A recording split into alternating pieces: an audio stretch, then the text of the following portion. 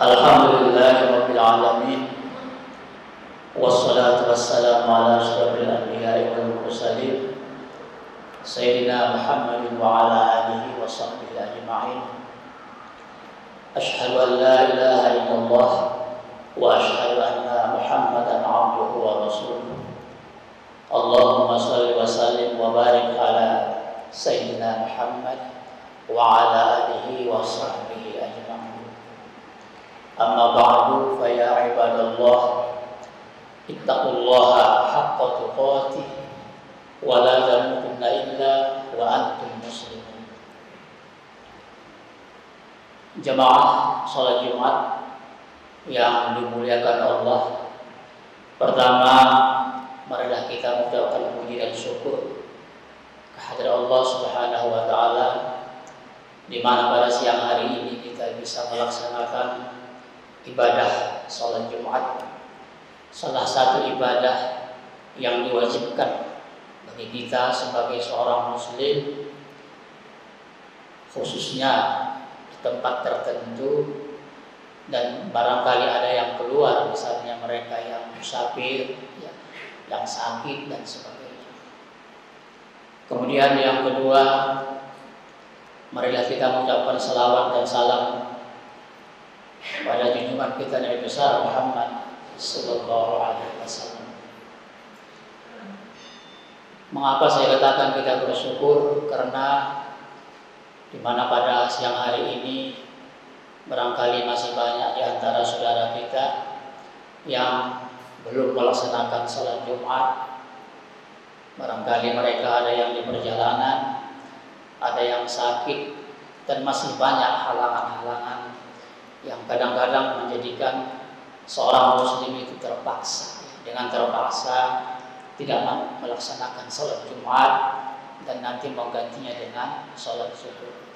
Tapi alhamdulillah, di tengah kesibukan kita, entah itu sebagai pegawai, entah itu sebagai buruh, entah itu sebagai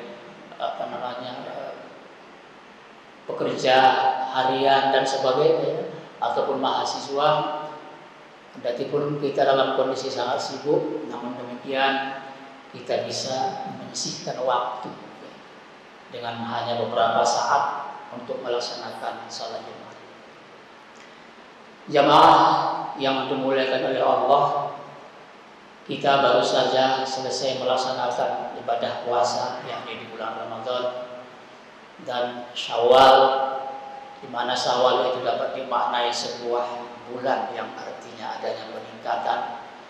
Mudah-mudahan setelah kita berada di bulan Syawal dan sampai ke depan, iman kita semakin baik, semakin bertambah, dan semakin aktif kita dalam melaksanakan ibadah kepada Allah Subhanahu wa ta'ala. Dalam Al-Quran surat Al-Anfal ayat 2-4 dikatakan ciri khas orang-orang yang betul-betul memiliki keimanan yang sungguh-sungguh. Di sana dikatakan, a'udzubillahi minasyaitonirrajim, bismillahirrahmanirrahim, innamal mu'minuna allazina idza dzukirallah wajilat qulubuhum wa idza tuliyat alaihim ayatuhu zadatuhum imanan wa ala rabbihim yatawakkalun allazina yuqimuna shalah wa mimma razaqnahum yunfiqun ulaika humul mu'minuna haqqan lahum darajatun 'inda rabbihim wa maghfirah wa rizqun karim. Al-ayat. Allah Subhanahu wa taala telah berfirman, di mana Dia mengatakan sesungguhnya seorang mukmin yang betul-betul hakiki. Nah, ini adalah ciri khas mukmin yang hakiki. Ketika disebutkan nama Allah di hadapan mereka, wajilat qulubuhum, gemetar hati mereka. Gemetar di sini belum berarti bermakna takut, khawatir, tetapi juga gemetar di sini senang. Mungkin mereka yang banyak dosa bisa gemetar. Tetapi bagi yang beriman justru gemetar tapi senang. Oleh sebab itulah gemetar di sini tidak sekedar hanya merasa khawatir, takut, tetapi dalam istilah kita keseharian ada kata deg-degan, kata orang Jawa. Dak-dikduk, ya, jantung berdebar-debar dalam bahasa Indonesia. Berdebar-debar. Tidak semua orang yang mendengar nama Allah itu diucapkan gemetar hatinya. Kalau saya buat contoh, ada 2 orang remaja, yang satu putra dan satu putri. Yang satu namanya Ahmad, mohon maaf jika menyebut nama. Yang satu namanya memang Putri. Kebetulan Ahmad dan Putri ini sedang memadu atau sedang jatuh cinta. Nah, ketika disebutkan nama Ahmad di depan si Putri, apa yang terjadi? Deg-degan. Apa sih kok menyebut nama Mas Ahmad? Kenapa ada begitu? Karena ada hubungan spesial. Begitu juga ketika disebutkan Putri, orang menyebut nama Putri, si Ahmad ingat, oh itu kekasih saya. Deg-degan, ada apa? Kenapa terjadi ini? Karena antara Ahmad dan Putri itu ada hubungan yang spesial. Ada hubungan yang khas. Bagi saya yang tidak ada hubungannya dengan si Putri, ketika disebutkan Putri, ya biasa-biasa saja, tidak ada pengaruhnya.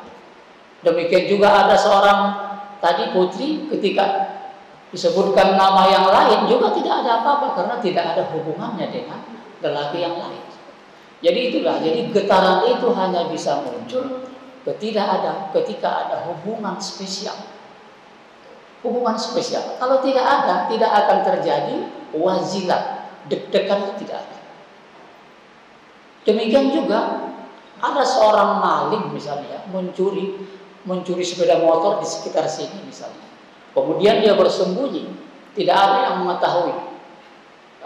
Tetapi begitu dia mendengar sirine, ya, mungkin ada mobil ambulan sebetulnya, tetapi suara ambulannya kan mirip dengan suara mobil patroli. Apa yang terjadi di hati maling itu? Terjadi gemetar, ketakutan. Kenapa? Karena ada hubungan yang spesial juga, tapi negatif ya.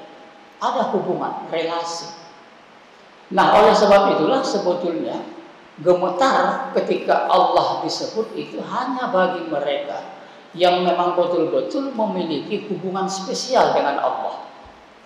Bagi mereka yang betul-betul ibadahnya banyak, ketika disebutkan Allah, dia juga gemetar, tapi bukan gemetar ketakutan. Sebab Allah itu bukan zat yang ditakuti ya, tetapi bagi orang yang melakukan banyak kebajikan, Allah itu adalah zat yang dicintai, yang disenangi. Sehingga ketika disebutkan nama Allah juga dia deg-degan, dia juga gemetar. Tetapi gemetar di situ sama dengan orang yang jatuh cinta. Nah ini, jadi itulah persyaratan bahwa adanya wazilat, gemetar itu adalah kalau tidak ada hubungan spesial dengan Allah. Demikian juga seorang penjahat, ya syukur kalau dia gemetar.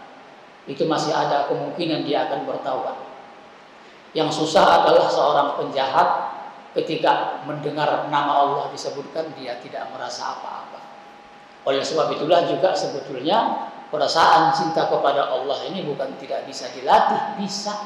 Tetapi tadi dengan kesabaran, ya, keteltenan dan sebagainya. Sama saja kalau dianalogikan, ada misalnya seorang orang tua yang memaksa nikah anaknya dengan seorang putri yang tidak disenanginya. Tetapi karena dia ingin patuh kepada orang tua, maka dia kawin dengan si putri ini. Padahal awalnya dia tidak cinta. Dalam proses selanjutnya dia belajar bagaimana mencintai si putri. Lama-lama juga dia jatuh cinta. Sama juga kepada Allah, barangkali kita sampai sekarang belum apa-apa ya, ketika disebutkan nama Allah. Tetapi jangan berputus asa. Sama dengan 2 insan tadi yang mereka sama-sama belajar bagaimana agar muncul rasa cinta itu ada, bisa dipelajari, bisa dilatih dan sebagainya. Oleh sebab itulah cinta kepada Allah juga sebetulnya adalah merupakan latihan, ya, latihan spiritual, latihan rohani dan sebagainya. Nah, itu salah satu ciri khas mukmin yang hakiki kata Allah di dalam Al-Quran. Kemudian yang kedua adalah wa iza tuliyat alaihim ayatuh, ketika dibacakan kepada mereka ayat-ayat Allah, zadatuhum imana, bertambah iman mereka. Ayat di sini tidak hanya ayat Al-Quran, tetapi juga bisa dimaknai ayat-ayat kauniyah. Kita melihat kondisi sekarang, keadaan dunia, kehebatannya, keindahannya, ketika kita betul-betul menjadi orang yang betul-betul memperhatikan ciptaan Allah, bisa dengan melihat alam, kejadiannya dan sebagainya, ini juga bisa menjadikan iman kita bertambah. Dan di samping tadi memang membaca dan mendengarkan ayat-ayat Allah dibacakan, yakni Al-Quran Karim. Selanjutnya di situ dikatakan allazina yuqimunas shalah, mereka yang mendirikan sholat. Ya, mendirikan di sini artinya konsisten. Banyak orang yang mungkin bisa melaksanakan sholat, tetapi untuk mendirikan sholat ini memang bukan hal mudah. Sebab mendirikan ini adalah mengandung berbagai macam konsekuensi. Jadi mendirikan. Selanjutnya dikatakan wa mimma razaqnahum yunfikun, dan terhadap rezeki yang diberikan Allah kepada mereka, mereka itu menafkahkannya. Jadi mereka bernafkah baik dalam kondisi sempit maupun dalam kondisi senang. Yunfikuna fis sarra wad dharra. Jadi ciri khas orang yang beriman betul-betul adalah mereka mampu atau terbiasa atau rela menafkahkan sebagian harta yang mereka miliki, baik mereka di waktu luang maupun di waktu sempit.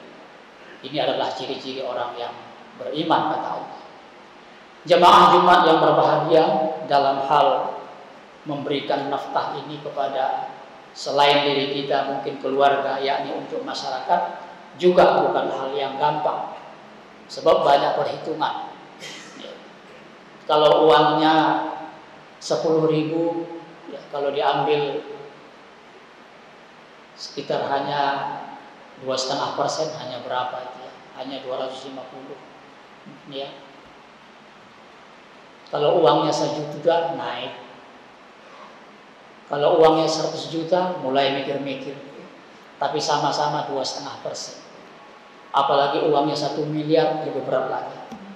Puluhan miliar lebih berat lagi. Padahal itu sama-sama 2,5%. Oleh sebab itulah sesungguhnya seorang mukmin yang betul-betul hakiki kata Allah adalah mereka yang rela menafkahkan hartanya sampai-sampai dia bisa mengurangi jatah hak dia demi kepentingan orang lain.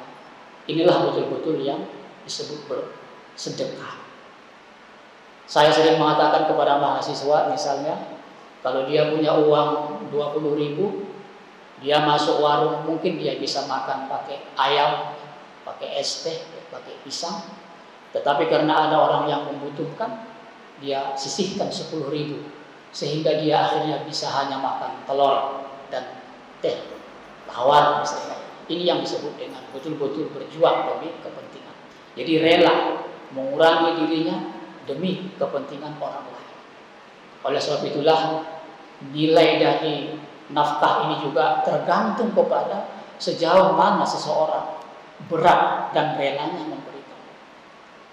Bagi seorang buruh yang harian barangkali bersedekah 10.000 bisa saja lebih besar pahalanya ketimbang kita yang mungkin penghasilan kita besar, tapi kita bersedekah 100.000. Jadi sejauh mana dia menyisihkan kebutuhan pribadi dia, keluarga dia demi kepentingan yang lain, inilah yang disebut orang-orang yang berjuang di jalan Allah. Tidak ada kekhawatiran untuk harta itu berkurang. Filosofi sedekah itu katanya ibarat sumur, semakin banyak ditimba airnya, semakin bermunculan mata-mata air yang baru. Tidak pernah orang miskin, tidak pernah orang melarat ketika hartanya dinafkahkan kepada kepentingan sosial. Bahkan sumur yang tidak pernah dikeluarkan airnya, maka sumur itu menjadi bau. Airnya pekat, hitam, kotor, bau. Tetapi begitu setiap saat diambil airnya setiap hari, beberapa ember, bahkan airnya menjadi jernih. Bahkan tadi muncul mata-mata air baru yang tidak disangka-sangka oleh pemilik sumur. Sama sebetulnya dengan harta, semakin banyak dia dikeluarkan, semakin bermunculan mata-mata sumber penghasilan yang manusia tidak mengetahui. Min haitsu la yahtasib, kata Allah. Muncul sumber rezeki yang tidak disangka-sangka. Jadi oleh sebab itulah tidak ada kekhawatiran bagi kita kaum muslimin untuk menafkahkan sebagian apa yang dimilikinya untuk kepentingan masyarakat secara umum. Ulaika humul mu'minun haqqan. Nah, itulah diantara ciri khas orang-orang yang betul-betul beriman kepada Allah. Lahum darajatun 'inda rabbihim, bagi mereka itu derajat yang tinggi, wa maghfiratun wa rizqun karim, dan ampunan dan juga nikmat yang mulia. Mudah-mudahan kita sebagai kaum muslimin bisa meningkatkan iman kita di dalam kondisi yang sekarang ini. Demikian yang bisa sampaikan, mudah-mudahan khutbah singkat ini ada manfaatnya bagi saya maupun jemaah sekalian. Barakallahu li wa lakum bil Qur'an azim wa nafa'ani wa iyyakum bima fihi minal ayati wa zikril hakim. Aqulu qouli hadza wa astaghfiruh innahu huwal ghafurur rahim.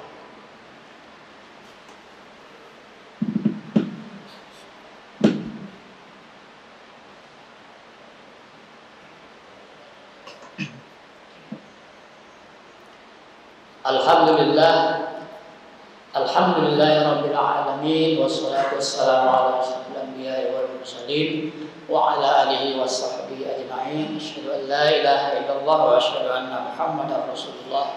Allahumma shalli wa sallim wa barik ala sayyidina Muhammad wa ala ali sayyidina Muhammad. Ya ayyuhan nas ittaqullaha haqqa tuqatih wa la tamutunna illa wa antum muslimun. A'udzu billahi minasyaitonir rajim. Bismillahirrahmanirrahim. Innallaha wa malaikatahu yusholluna 'alan nabi ya ayyuhallazina amanu shallu 'alaihi wa sallimu taslima. Allahumma shalli wa sallim ala Muhammad wa ala ali Muhammad. Allahumma ighfir lil mu'minina wal mu'minat wal muslimina wal muslimat al ahya'i minhum wal amwat wa ya qadiyal hajat. Rabbana zalamna anfusana wa illam taghfir lana wa tarhamna lanakunanna minal khasirin. Rabbana hab lana min azwajina wa dzurriyyatina qurrata a'yun waj'alna lil muttaqina imama. Rabbana atina fid dunya hasanah wa fil akhirati hasanah wa qina azabannar. Subhana rabbika rabbil izzati amma yasifun wa salamun alal mursalin walhamdulillahi rabbil alamin. Wa la zikrullah